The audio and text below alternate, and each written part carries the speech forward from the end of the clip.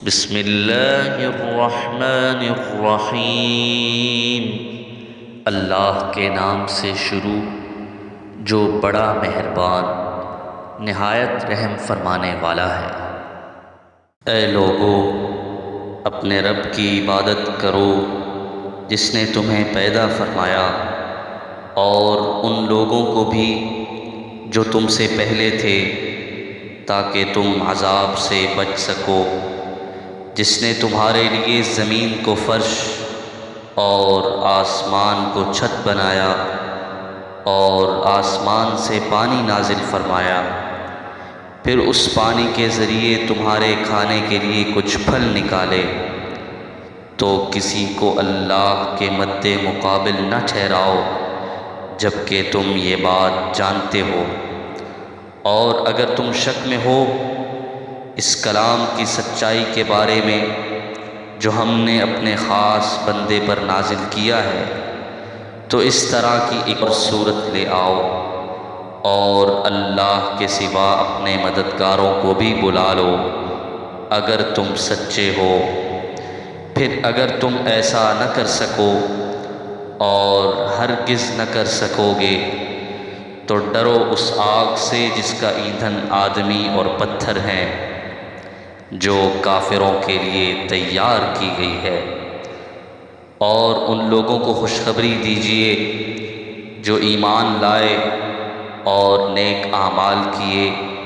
بے شک ان کے لیے ایسے باغات ہیں جن کے نیچے سے نہریں بہتی ہیں۔ جب کبھی ان کو ان باغات میں سے کوئی پھل کھانے کو دیا جائے گا تو وہ کہیں گے کہ یہ تو وہی ہے جو ہمیں اس سے پہلے دیا گیا تھا، حالانکہ انہیں صورت میں اس سے ملتا جلتا پھل دیا جائے گا، اور ان کے لیے وہاں پاکیزہ بیویاں ہوں گی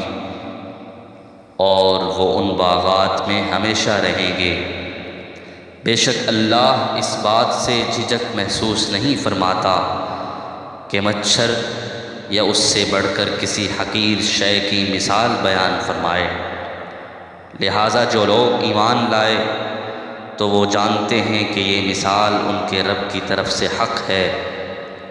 اور جنہوں نے کفر کیا تو وہ کہتے ہیں اللہ نے اس مثال سے کیا ارادہ کیا ہے۔ اس مثال سے اللہ بہت سے لوگوں کو گمراہ کرتا ہے اور اس سے بہت سے لوگوں کو ہدایت عطا فرماتا ہے، اور اس سے وہ صرف نافرمانوں کو ہی گمراہ کرتا ہے۔ جو اللہ سے کیے ہوئے عہد کو توڑتے ہیں اسے پختہ کرنے کے بعد، اور ان رشتوں کو کاٹتے ہیں جنہیں اللہ نے جوڑنے کا حکم دیا ہے، اور زمین میں فساد مچاتے ہیں، یہی لوگ خسارہ اٹھانے والے ہیں۔ تم کیسے اللہ کے ساتھ کفر کرتے ہو جبکہ تم مردہ تھے تو اس نے تمہیں زندہ فرمایا، پھر وہ تمہیں موت دے گا، پھر وہی تمہیں زندہ فرمائے گا، پھر تم اسی کی طرف لوٹائے جاؤ گے۔ وہی اللہ ہے